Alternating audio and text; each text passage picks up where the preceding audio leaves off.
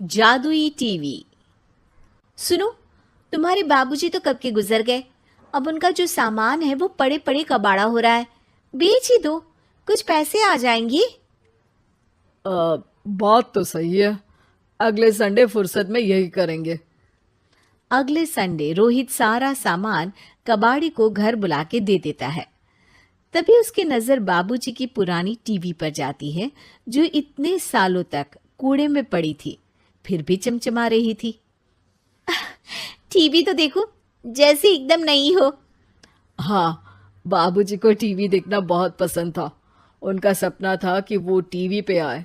एक बार मौका भी था जब वो अपने गांव के गाने सुनाने किसी चैनल पर जाने वाले थे, पर मैं और मेरा भाई लड़ पड़े और बाबूजी को घर पर ही रुकना पड़ा। चला के देखें क्या? हाँ हाँ, क्यों नहीं, देख लेते हैं। पर शायद ही चले। बाबूजी ने उस लड़ाई के दिन के बाद टीवी देखना ही छोड़ दिया था। टीवी चालू करने के लिए उसमें केबल वायर लगा दिया जाता है। एक न्यूज चैनल चालू हो जाती है। स्वर्ग की सीढ़ी के रास्ते हैं तीन, तीनों के तीन रास्ते हैं संगीन। पहला रास्ता है सांप की बीन, दूसरा रास्ता घर में बिछा कालीन, तीसरा रास्ता कलकत्ता से चीन। ये क्या बकवास खबर है, कुछ अच्छा लगा दो। अरे आप बोलो तो सही, कोई अच्छी खबर सुना देता हूं। मेरा तो काम ही खबर देना है। अरे बाप रे, टीवी बात कर रही है। हाँ, ये न्यूज वाला मुझसे। हाँ हाँ, आपसे ही तो बात करूंगा ना, आपके घर में हूं तो। अरे, ये सपना है क्या? तुम हमसे बात नहीं कर सकते? अरे सपना नहीं भाई साहब, ये टीवी जादुई टीवी है। बोलो, क्या खबर सुननी है, वरना ब्रेक लेने का टाइम आ जाएगा। सुप्रिया घबरा के टीवी बंद कर देती है। वो क्या था? अरे एक बार और चालू करके देखे, फिर से बात करेगा तो चैनल बदल देंगे। सुप्रिया फिर टीवी चालू कर देती है। अरे ऐसा कोई मुंह पे टीवी बंद करके जाता है क्या? मुझे बुरा लगा आपका नेचर। चाय पानी तो पूछो। सुप्रिया टीवी के बटन से चैनल बदल देती है। अब टीवी पर एक फिल्म चल रही है। अरे ये तो सूर्यवंशम है ना? हाँ, और ये ठाकुर को जहर की खीर दे दी और उसको पता भी नहीं है। ए भाई, खीर मत पीना, उसमें जहर है, मत पीना। ठीक है महाशय, जैसा आप कहें। हाँ। अरे, आपकी बात मान ली, पूरी पिक्चर ही अब तो बदल जाएगी। मतलब ये सच में जादुई टीवी है? तभी वहां कबाड़ी आ जाता है। भैया, टीवी के 150 रुपए दूंगा, चलेगा? अरे 1.5 करोड़ में भी ना दे तुमको ये टीवी हम। अरे 1.5 करोड़ खरीदने को होते तो तुम्हारे घर में ये पानी चाय नहीं पीता, अंबानी या टाटा के घर बैठा कोल्ड कॉफी पीता। रोहित कबाड़ी का हिसाब करके उसे वहां से चलता करता है और अपने भाई शशिकांत को फोन लगा के बुलाता है। शशि थोड़ी ही देर में वहां पहुंच जाता है। क्या हो गया भैया? अरे बाबूजी का टीवी याद है? हाँ हाँ, जिसमें घुसे रहते थे हमेशा वो, और अपने को कुछ नहीं देखने देते थे। अरे वो अब जादुई टीवी बन गया है। भैया, आपकी बकवास करने की आदत अब तक नहीं गई।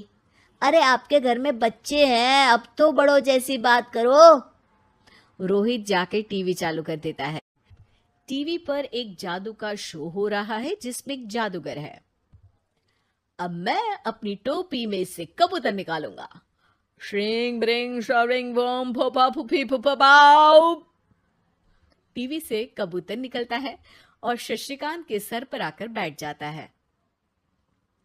भैया, ये क्या हो रहा है? भैया इसे उड़ाओ। ए कबूतर, जा जा, कबूतर चल निकल।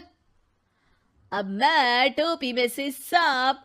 सांप सुनते ही शशिकांत कांप जाता है और भाग के टीवी बंद कर देता है। भैया, सॉरी भैया, मैं समझ गया ये सच में जादुई टीवी है, पर एक बार और ट्राई करते हैं। पर भाभी, कोई दूसरा चैनल लगाओ हाँ, जिसमें डर ना लगे। सुप्रिया टीवी चला देती है और न्यूज लगा देती है। अरे कितने दिनों बाद मुझे याद आया, बताइए क्या खबर सुनाओ। और ये नया आदमी कौन है? ये मेरा भाई है शशिकांत। ओह यस, वही है ना जिससे तुम लड़ लिए थे किसी बात पे, और तुम्हारे बुढ़ाओ पिताजी गुस्सा हो गए थे और टीवी को संन्यास दे दिया था। हैं? तुमको कैसे पता ये सब? इस टीवी में रहने वाले आदमी से लेकर कबूतर तक को तुम्हारे बाबूजी और तुम्हारी बातें पता है, इसीलिए तो ये जादुई टीवी है। ये टीवी क्या कर सकती है वैसे? तुम जो मांगो दे सकती है। कहानी बदल सकते हो, खबर बदल सकते हो, कोई चीज मांग सकते हो। अरे भैया, ये टीवी मैं लेके जा रहा हूँ। बाबूजी का लाडला तो मैं ही था ना। अरे ऐसे कैसे? मैं बड़ा बेटा था। अब तक मेरे घर में टीवी थी ना। अब तक कहाँ गए थे पिताजी के लाडले? तुम्हारी गलती का एहसास भी है। अरे भैया, ज्यादा ना बोलो वरना भूल गए आपके दांत तोड़ दिए थे मैंने उस लड़ाई में। मेरी बीवी के सामने मेरी बेइज्जती करता है। रुक। दोनों भाई हाथापाई पे उतर जाते हैं। रुक, बताता हूं तुझे कि कौन बड़ा है। अरे छोटे का दम तो देख लीजिए आप। ये खबर आपके बाबूजी को देता हूं। तभी टीवी अचानक बंद हो जाता है। अरे शायद टीवी नाराज हो गया। और लड़ लो, आए बड़े खली बनने। टीवी से एक तेज रोशनी निकलती है और टीवी में बाबूजी दिखाई देते हैं। बाबूजी आप? इतना चकरा क्यों रहा है? अपने बाप को नहीं पहचानता क्या? ये तो ऐसा ही है बाबूजी। प्रणाम बाबूजी। अरे चुप कर, तुम दोनों ही उल्टे हो। तुम्हारी वजह से मैंने टीवी में आने के सपने को छोड़ दिया, तुम्हारी लड़ाई की वजह से। और तो और, जितना मैं अपनी बीवी को नहीं देखता था उतना टीवी को देखता था, वो भी छोड़ दिया तुम दोनों की लड़ाई की वजह से। और अब मरने के बाद जब मैंने टीवी को जादुई टीवी बना दिया तो भी तुम इसका फल लेने की जगह लड़ रहे हो। अरे तुम तो लायक ही नहीं हो। अब तुमको बाबा जी का ठुल्लू भी नहीं मिलेगा। बाबूजी चले जाते हैं। टीवी बंद हो जाता है। रोहित और शशिकांत गिड़गिड़ा के टीवी के सामने हाथ जोड़ के बाबूजी को बुलाते हैं, पर टीवी सिर्फ धुआं निकालता रहता है।